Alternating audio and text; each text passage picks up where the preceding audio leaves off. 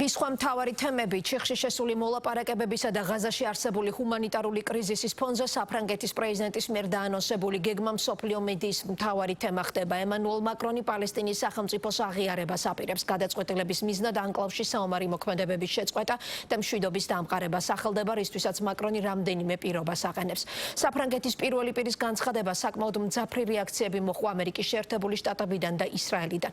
ღაზაში ცეცხლის შეწყვეტის პერსპექტივა კი კვლავ ბუნდოვანია. დიპლომატიურ ძალისხმევას ამ დრომდე კონკრეტული შედეგი არ აქვს. დოჰა უკვე დატოვეს ამერიკისა და ისრაელის დელეგაციებმა. ჰუმანიტარული ორგანიზაციები ანკლავში მასობრივი შიმშილის საფრთხეზე მიუთითებენ. ღაზის ბლოკადაზე ინფორმაციას არ ადასტურებს ოფიციალური თელ-ავივი.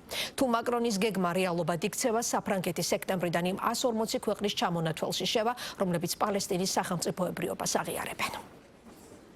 საფრანგეთი დიდი შვიდეულის წევრი პირველი ქვეყანა გახდება, რომელიც პალესტინის სახელმწიფოს ოფიციალურად აღიარებს. ემანუელ მაკრონის თქმით, შესაბამის განცხადებას ის სექტემბერში ნიუ-იორკში დაგეგმილ გაეროს გენერალურ ასამბლეაზე გააკეთებს. ამის შესახებ მაკრონმა სოციალურ ქსელ X-ში დაწერა და თან დაურთო პალესტინის ავტონომიის ლიდერისთვის მაჰმუდ აბასისთვის გაგზავნილი წერილიც. ამასთან ერთად მაკრონი კვლავაც საუბრობს ღაზის სექტორში ცეცხლის შეწყვეტის, ყველა მძევლის გათავისუფლებისა და ანკლავში ჰუმანიტარული დახმარების გაგზავნის აუცილებლობაზეც. აუცილებელია პალესტინის სახელმწიფოს შექმნა, მისი სიცოცხლის უნარიანობის უზრუნველყოფა და იმის მიღწევა, რომ დემილიტარიზების მიღების და ისრაელის სრული აღიარების შემდეგ ხელი შეეწყოს ახლო აღმოსავლეთში ყველას უსაფრთხოებას. ალტერნატივა არ არსებობს. ფრანგებს მშვიდობა სურთ ახლო აღმოსავლეთში. ჩვენზეა დამოკიდებული ფრანგებზე, ისრაელელებთან, პალესტინელებთან, ჩვენს ევროპელ და საერთაშორისო პარტნიორებთან ერთად ვაჩვენოთ, რომ ეს შესაძლებელია. ამ ეტაპზე პალესტინის სახელმწიფო გაეროს 193 წევრიდან 140-ს აქვს აღიარებული. მათ შორის არის რუსეთი და ჩინეთი, ასევე ევროკავშირის რამდენიმე წევრი. ამერიკის შეერთებულ შტატებს, დიდ ბრიტანეთს, გერმანიას, იტალიას, იაპონიას და კანადას ეს ჯერ არ გაუკეთებიათ. ემანუელ მაკრონის გადაწყვეტილებას პალესტინის ოფიციალური პირები მიესალმნენ, ხოლო ისრაელის პრემიერ-მინისტრმა ეს ნაბიჯი მკაცრად დაგმო. ბენიამინ ნეთანიაჰუმ მას უახლოესი მოკავშირის ღალატიც კი უწოდა. პარიზის მხრიდან პალესტინის სახელმწიფოს ფორმალურად აღიარების განზრახვას უგუნური ნაბიჯი უწოდეს ამერიკის შეერთებულ შტატებში. სახელმწიფო მდივან მარკო რუბიოს შეფასებით, მაკრონის გადაწყვეტილება ჰამასის პროპაგანდის წისქვილზე დაასხამს წყალს. ამერიკის შეერთებული შტატების პრეზიდენტი დონალდ ტრამპი კი ამბობს, რომ მაკრონის ნაბიჯი ვერაფერს შეცვლის. ის განსხვავებული ტიპის კაცია, ის კარგია, ის გუნდური მოთამაშეა, მაგრამ იმას, რასაც ის ამბობს, მნიშვნელობა არ აქვს. ეს ვერაფერს შეცვლის. მან განცხადება გააკეთა ფრანგმა მაკრონმა. მის განცხადებას წონა არ აქვს. ის ძალიან კარგი კაცია, მომწონს, მაგრამ ამ განცხადებას წონა არ აქვს. ელისეის სასახლეში მიღებული გადაწყვეტილების შემდეგ გერმანიაში განაცხადეს, რომ პალესტინის სახელმწიფოს აღიარებას უახლოეს პერსპექტივაში არ აპირებენ. ბერლინში ამბობენ, რომ მათთვის უმთავრესი საკითხი დღეს ისრაელის უსაფრთხოებაა. პალესტინის სახელმწიფოს აღიარებისთვის არ არიან მზად რომშიც. ანალოგიური პოზიცია აქვთ ლონდონშიც. ამასთან ერთად, დიდი ბრიტანეთის ხელისუფლება შეშფოთებულია ღაზის სექტორში არსებული მძიმე ჰუმანიტარული სიტუაციის გამო და ანკლავში დახმარების ჩატანის უზრუნველყოფას ითხოვს. დიდი ბრიტანეთის პრემიერ-მინისტრი კირ სტარმერი აღნიშნულ საკითხებზე დღეს გერმანიისა და საფრანგეთის ლიდერებთან საუბარს გეგმავს. ჩვენ გსურს პალესტინისთვის სახელმწიფოებრიობის დამყარება. ეს უნდა მოხდეს ისე, რომ გაფართოვდეს შესაძლებლობები და უზრუნველყოფილი იყოს გრძელვადიანი მშვიდობა და სტაბილურობა, რაც პალესტინას სჭირდება. სუვერენიტეტი არსებობს გარკვეული მიზეზით და ჩვენ უნდა დავწმუნდეთ, რომ სუვერენიტეტი შეიძლება განხორციელდეს სახელმწიფოებრიობის მიღწევის მომენტში. ეს არის ჩვენი მიზანი. ამიტომ ჩვენ აბსოლუტურად მივისწრაფით იმ ტანჯის დასასრულისკენ, რასაც დღეს ვხედავთ.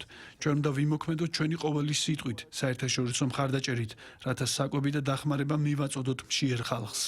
ეს კადრები ღაზის სექტორში მოწყობილ სასადილოსთანაა გადაღებული, სადაც ათობით ადგილობრივი მცხოვრები ცარიელი ქვაბებით ხელში წვნიანის მიღების მოლოდინშია. ჰუმანიტარული ორგანიზაციების ცნობით, ანკლავში თვეების განმავლობაში საკვების მწვავე დეფიციტია, რის გამოც ღაზა მასობრივი შიმშილის ზღვარზეა. მათივე ცნობით, განსაკუთრებით რთულ მდგომარეობაში არიან ბავშვები, რომელთა უმეტესობაც არასაკმარისი ოდენობით საკვებს იღებს. ჰამასის მიერ მართული ჯანდაცვის სამინისტროს ცნობით, ბოლო 24 საათში ღაზის სექტორში შიმშილით კიდევ 9 ადამიანი გარდაიცვალა. მათი ინფორმაციით, სულ ანკლავში ომის დაწყებიდან დღემდე საკვების უკმარისობის გამო 183 ადამიანია დაღუპული. მათ შორის 83 ბავშვია. ჩემს ორ ბავშვს ცერებრალური დამბლა აქვთ, მათთვის რძეს და საფენებსაც ვერ ვყიდულობ.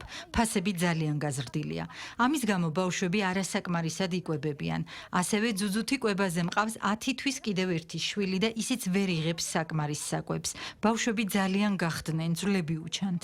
ისრაელის ხელისუფლება ღაზაში სურსათის დეფიციტის შესახებ ინფორმაციას უარყოფს. ოფიციალური პირები ამბობენ, რომ ანკლავში საკმარისი რაოდენობით პროდუქტი ჩადის, თუმცა სურსათის დიდ ნაწილს დაჯგუფება ჰამასის წევრები იპარავენ. ისრაელის ხელისუფლებაში ასევე ამბობენ, რომ გაეროს სააგენტოები მოსახლეობას დახმარებას ნელი ტემპით აწვდიან. დღესვე ცნობილი გახდა, რომ ისრაელი მისცემს უფლებას სხვა ქვეყნებს ღაზის სექტორში დახმარება საჰაერო გზით ჩაუშვას.